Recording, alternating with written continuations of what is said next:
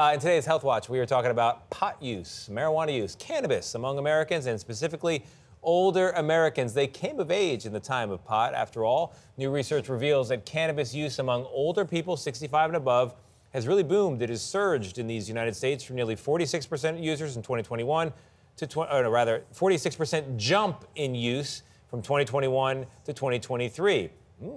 How safe is it, though, for older people to partake? That's a big jump. Dr. Sue Varma, a board-certified psychologist, joins us now a psychiatrist, joins us now to break it down. I need some pot for my anxiety as I make it through this read. Now, Dr. Varma, this is the generation of boomers who came of age during the time of scary messages about pot, which proved to be untrue. And so are they going to believe that there are risks now? That's my question.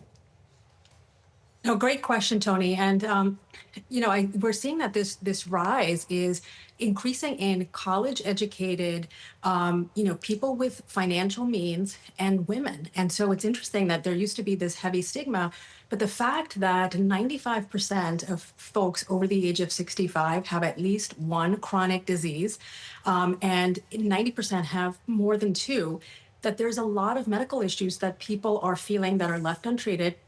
And they're either self-treating with marijuana, or because of the legalization for recreational purposes or for medical purposes, the availability, the accessibility has increased and the stigma has gone down. We're seeing a lot of people using it. In fact, in states where it is legal for either medical purposes or legal purposes, as much as 15% of older adults are using this.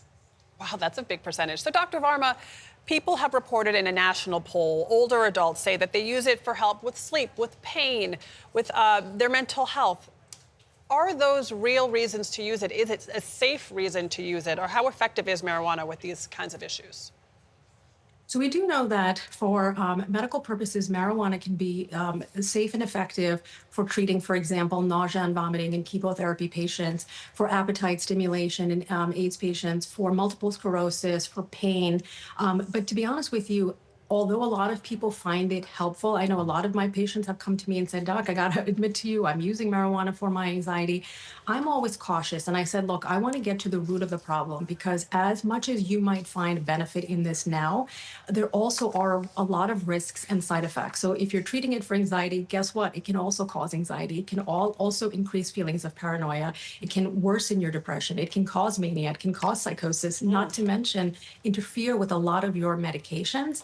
And especially with older adults, we're worried about the dizziness, the drowsiness, if there's underlying cognitive impairment. Even if there isn't, delayed reaction time when you're using marijuana is a big thing. Risk of falls, right? And when you have 4 or more medications being used, more than half of people over the age of 65 are experiencing polypharmacy, and they're on 4 or more medications, many of which have side effects that make you dizzy and put you at risk for falls anyway, or underlying cardiovascular problems, which marijuana can worsen by increasing heart rate and blood pressure. So I'm concerned, and I think that therapy can be really effective, getting to the underlying cause and having open conversations with your doctor about it, and openness. I'm open. I want my patients to feel better.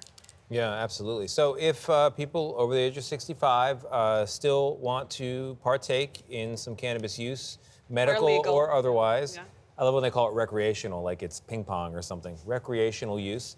What are some safe ways that they can do it? So, first talk to your doctor and say, listen, this is what I'm doing, whether you like it or not. So, doc, I need you to get on board. Because a lot of doctors want to meet you where you're at. Start low and go slow. Try to find an approach that is, let's say, edible, that doesn't add to smoking, because a lot of people who are using it also happen to smoke or have underlying chronic lung disease or chronic heart disease.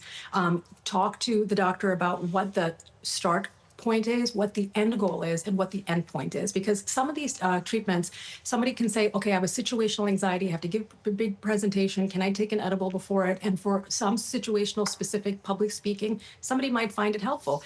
But if you generalize anxiety, it may not be. And if anything, it can cause worsening. Not to mention interfering with your medication. If you're on a blood thinner, it can worsen bleeding. If you're on an SSRI or an antidepressant, it can worsen mania or psychosis. So find out what medications you're on, discuss it, and be open to other approaches as well. Such good advice. Just talk to your doctor, folks. That always helps. Like Dr. Sue Varma, thank you so much. Thank you, Sue.